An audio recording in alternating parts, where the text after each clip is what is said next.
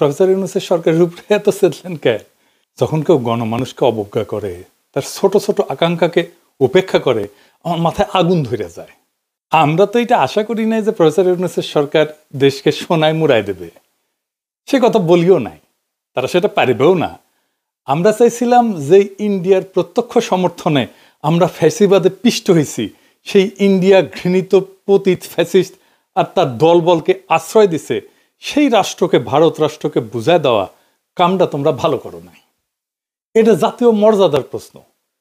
প্রত্যেক দিন পুশিং করতেছে ইন্ডিয়া। দেখেন এডিটর সাহেব, আপনি পুশিন লিগে সার্চ দেন, দেখেন কয়দিন পর পর কি পরিমাণে পুশিন হইতেছে বাংলাদেশে।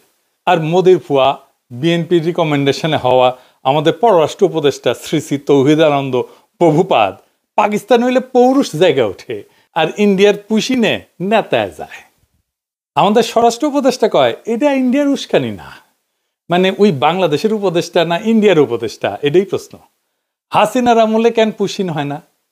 আর কেন হাসিনা ক্ষমতা থেকে চলে গেলে পুশিন শুরু করে ইন্ডিয়া? ইন্ডিয়া দেখেন বাংলাদেশ থেকে পণ্য আমদানিতে নিষেধাজ্ঞা দিছে। ওই মাসে, যে মাসে নিষেধাজ্ঞা দিছে, ওই মাসে প্রায় 18% আমদানি বাড়াইছে বাংলাদেশ। দেখেন, এমনকি এই বছর মে মাসে আইসাও বিবিসি রিপোর্ট করতেছে ইন্ডিয়া থেকে পণ্য আমদানি কমে নাই, বাড়ছে। শুধু তাই না, ইন্ডিয়া থেকে চাল আমদানি করবে সরকার, চুক্তি ফুক্তিও করে ফেলিছে। আর ইন্ডিয়া একের পর এক বাংলাদেশের পণ্য আমদানিতে নিষেধাজ্ঞা দিয়ে যাচ্ছে। পরপর 3 মাসে 3 বার নিষেধাজ্ঞা দিচ্ছে। দেখেন, এর মধ্যে মাইলস্টোনের দুর্ঘটনা হইল, ইন্ডিয়া কইল ডাক্তার পাঠামু, আর আমাদের স্বাস্থ্য মন্ত্রণালয় লাল ফেলাইতে ফেলাইতে ফেলাইতে রাজি হয়ে গেল। আসলো ইন্ডিয়ান ডাক্তার। আমি কইলাম স্বাস্থ্য মন্ত্রণালয়ে, আমাদের ডাক্তারের এই বার্নের রোগীদের কোন চিকিৎসা দিতে পারবে না যেটা ইন্ডিয়ান ডাক্তার দিবে? চুপ করে থাকে, কথা কইতে পারে না, উত্তর নাই তো। কেন তারা কইতে পারে না যে ভাই ধন্যবাদ, আমরা নিজেরাই পারবো? এর মধ্যে পাঠাইলে ইলিশ। গতবার আমরা মেলা হাউকাউ করেছিলাম না, সেটা তারা পাত্তাই দেয় নাই। যেন ইলিশ ওদের বাপের, বাংলাদেশ মনে হয় ওদের বাপের জমিদারি। ইন্ডিয়ার ভয়ে থরহরি কম্প এদের। ইন্ডিয়ার সাথে ডিলিংস বাদ দেন, আওয়ামী লীগের মিছিল ঠেকাতে পারে না, এতই অপদার্থ এরা। ইন্ডিয়ার সাথে সম্পর্ক উন্নয়ন করবে। ইন্ডিয়ার সাথে আমাদের সমস্যাটা কি সেটা জিগান উপদেষ্টাদের কইতে পারে কিনা, কোনো ন্যারেটিভ আছে কিনা? হাসনাত আবদুল্লাহ কইছে যে এই সরকারের যে কোনো ব্যর্থতা আমাদের দোষ দেয়, দিবেই তো। এই সরকারকে কে বানাইছে? ওয়াকার, ছাত্ররা আর আসিফ নজরুল। তো দায় নিবা না কেন? পুরা জুলাইকে তো তোমরা মিডিল ক্লাসের ন্যারেটিভ বানাই ফেলছো, যেন মিডিল ক্লাস আর ঢাকা ইউনিভার্সিটির ছাত্ররা জুলাই করেছে। যেহেতু মিডিল ক্লাসে এটা একা করে নাই, বেশিরভাগ করছে দরিদ্র প্রান্তিক মানুষেরা, তারা তাই জুলাই দুর্বল হয়েছে, তারা সরে গেছে, তোমরাও দুর্বল হয়েছো। ওই রাজপথের শক্তিটা দূরে সরে গেছে। যাই হোক, এই ইন্ডিয়া প্রসঙ্গে একটা গল্প মাথায় আসলো যে কেন প্রফেসর ইউনূসের সরকারের এত ইন্ডিয়া প্রেম, এত বাম্বু খেয়েও ঠিক হয় না।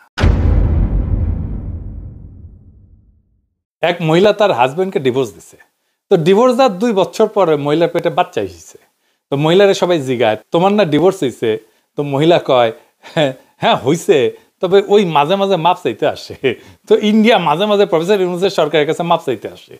যাই হোক, আজকের বিষয় ছিল নারী আসনে সরাসরি ভোটের বিষয় নিয়ে আলাপ করা। আসেন এটা দেখি, তাইলে দেখবেন আমাদের পলিটিক্যাল পার্টি, প্রফেসর ইউনূসের সংস্কার কমিশন আর এই ঐক্যমত কমিশন কেমন ভালসুন আর মূর্খসোদা।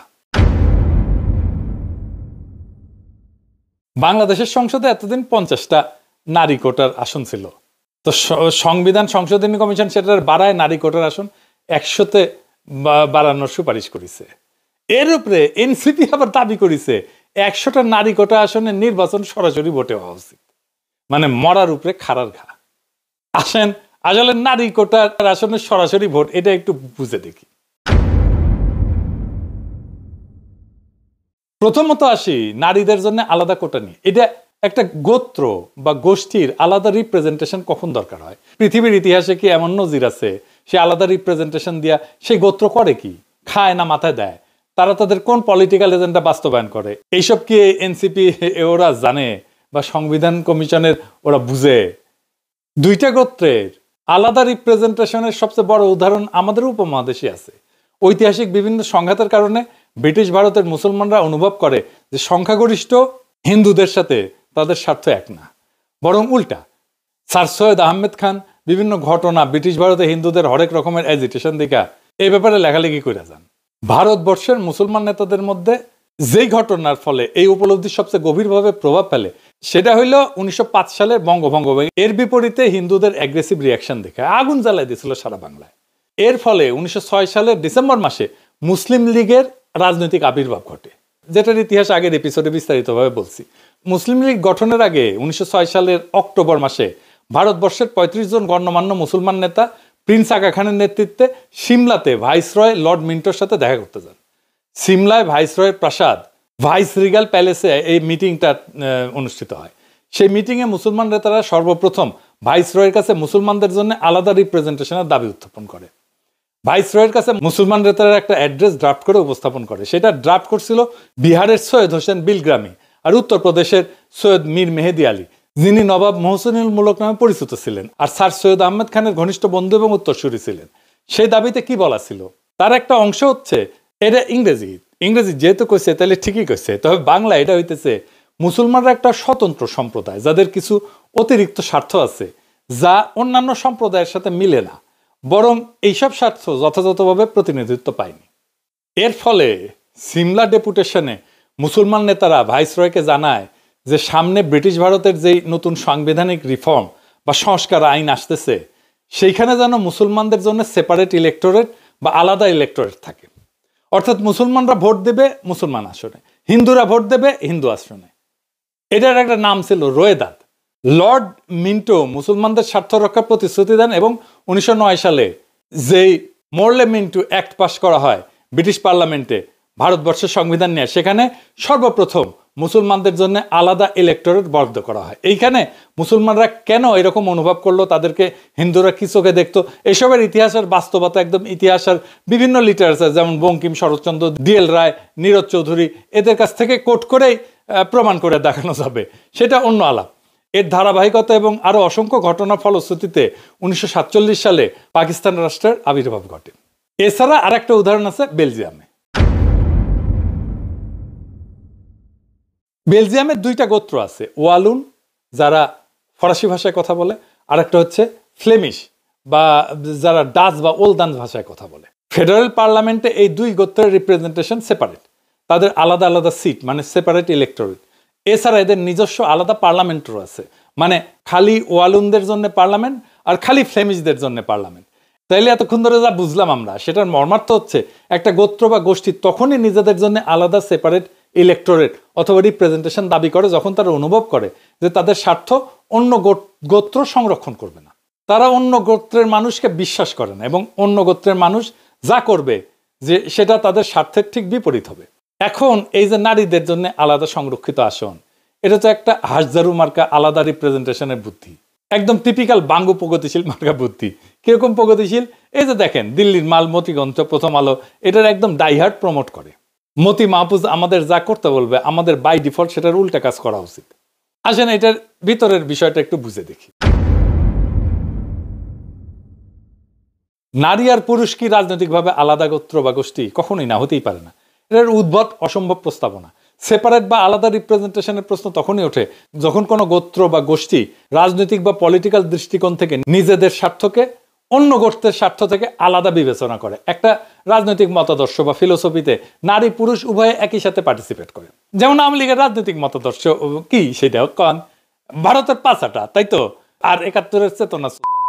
এই যে আওয়ামী নারী, আওয়ামী পুরুষ, আওয়ামী বৃদ্ধ, আওয়ামী যুবক সবাই এটা ধারণ করে।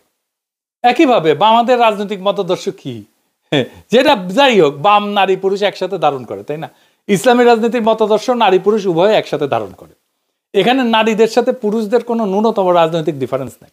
নারী আর পুরুষ আলাদা সেপারেট কোনো রাজনৈতিক গোষ্ঠী না, যে ঠিক যেরকম যুবক আর বৃদ্ধ কোনো আলাদা রাজনৈতিক গোষ্ঠী না। কাউকে কি কোশ্মিন কালেও কোনো প্রস্তাব আনতে শুনছেন যে বৃদ্ধদের জন্য আইনসভাতে আলাদা সিট লাগবে, 40 থেকে 50 বছর বয়সের জন্য আলাদা সিট লাগবে, 20 থেকে 30 বছর বয়সের জন্য আলাদা সিট লাগবে? না, শুনেন নাই। তো এইটা বলার সময় আমার ভয় লেগেছে যে কওয়া যায় না বাঙ্গুলেন তো সবই সম্ভব, হয়তো সামনে কেউ এরকম দাবি তুললেও তুলতে পারে, অথবা আর এরকম উদ্ভট দাবি উঠতে পারে। যেমন যে সমস্ত মেয়েদের চুলের রং সোনালি আর ব্রুনেট, যাদের চুলের রঙের গাঢ় বাদামি, তাদের জন্য আলাদা আলাদা সিট লাগবে। যদিও বাংলাদেশের অধিকাংশ মেয়ের চুলের রং কালো, কিন্তু পাশ্চাত্যে কিন্তু ব্লন্ড আর ব্রুনেটদের মধ্যে রেশারেশি আছে, এখন এই বাঙ্গু লজিকে চুলের রং অথবা চোখের রঙের উপরে ভিত্তি করে তাহলে সংসদে আলাদা সিট থাকতে পারে? নারীদের রাজনৈতিক পরিচয় আর স্বার্থ কি পুরুষদের থেকে আলাদা? না, একদম না। আমি একজন নারী, ভারতীয় আওয়ামী বাম দালাল, যেমন লাকি আক্তারকে যেরকম অপছন্দ করি, সেই একই রকম ভাবে অপছন্দ করি পুরুষ অমিপিয়াল আর এই যে হিজরা নাকি মুন্নিশা অনেকে কয়। তো এখানে নারী পুরুষ হিজরা তো ম্যাটার না। ঠিক আর উল্টা, আমি জুলাই আগস্ট বিপ্লবের এই বিপ্লবী নারীদেরকে ঠিক ততটাই রাজনৈতিকভাবে আপন মনে করি যতটা করি জুলাই আগস্ট বিপ্লবের বিপ্লবী পুরুষদেরকে। ওই যে বিএনপির ব্ল্যাকমেল কুইন রুমিন পারানা আর ফজা পাগলা দুটোই আমার একই রকম রাজনৈতিক শত্রু। এখানে নারী পুরুষের তো কোনো প্রশ্ন ওঠে না। যদি কারো আলাদা রাজনৈতিক স্বার্থ বা ইন্টারেস্ট নাই থাকে তাহলে আলাদা সেপারেট আসন প্রস্তাবে আনা তো পুরা স্টুপিডিটি, এটা ভোগাস একটা দাবি। বাঙ্গুরা তো নারীদের জন্য আলাদা 100টা আসন চায়, যেখানে এনসিপি আবার দাবি তুলছে ওর উপরে, গোদের উপরে বিস্ফোরা সরাসরি ভোটে নারী প্রার্থী নির্বাচিত হবে। তো নারীরা কি তাহলে সেপারেট ইলেক্টরেট দাবি করতেছে? যদি তাদের জন্য আলাদা আসনই বরাদ্দ থাকে তাহলে তো সেপারেট ইলেক্টরেট হয় যুক্তিযুক্ত। এসব আবালদের যদি এই প্রশ্ন করেন দেখবেন মাথা চুলকাইতেছে, কারণ তারা বুঝেই না তাদের দাবির মানে কি। আন্দাজে কয়েকটা টার্ম শব্দ শুনে অল্প বুঝে বা না বুঝে সেটা নিয়ে লাফানো শুরু করে। ব্রিটিশ ভারতে মুসলিম আর হিন্দুদের মধ্যে যখন সেপারেট ইলেক্টোরেট হয় তখন সেটা ছিল মুসলমানদের জন্য আলাদা আসন, যেখানে মুসলমানরা তাদের প্রার্থী নির্বাচন করবে, আর হিন্দুরা হিন্দুদের জন্য আলাদা আসন, যেখানে হিন্দুরা তাদের নিজের প্রার্থী নির্বাচন করবে। বেলজিয়ামে ওয়ালুন আর ফ্লেমিশদের একই সিস্টেম। তো নারীরা যেহেতু আলাদা 100টা আসন চায়, সেখানে কি খালি নারী ভোটাররাই ভোট দিবে? মানে নারী এমপিদেরকে কি খালি নারী ভোটাররাই নির্বাচিত করবে? যদি এর উত্তর চান দেখবেন যে মাথা চুলকাইতেছে। উত্তর যদি হয় হ্যাঁ, তাহলে সেই নারী ভোটাররা কি পুরুষ বা কম্বাইন্ড আসনেও ভোট দিবে? তো এখন এরা কইবে যে হ্যাঁ অবশ্যই দিবে। তাইলে তো নারীদের ডাবল ভোট হয়ে গেল। মানে একজন নারী ভোটার 2বার করে ভোট দিচ্ছে, যেখানে পুরুষরা 1বার করে ভোট দিচ্ছে, যেটা গণতন্ত্রের একদম মৌলিক নীতি, 1 পার্সন 1 ভোট। এই মূল নীতির বিরুদ্ধে। বিশ্বের কোথাও এরকম উদ্ভট সেপারেট রিপ্রেজেন্টেশন সিস্টেম নাই।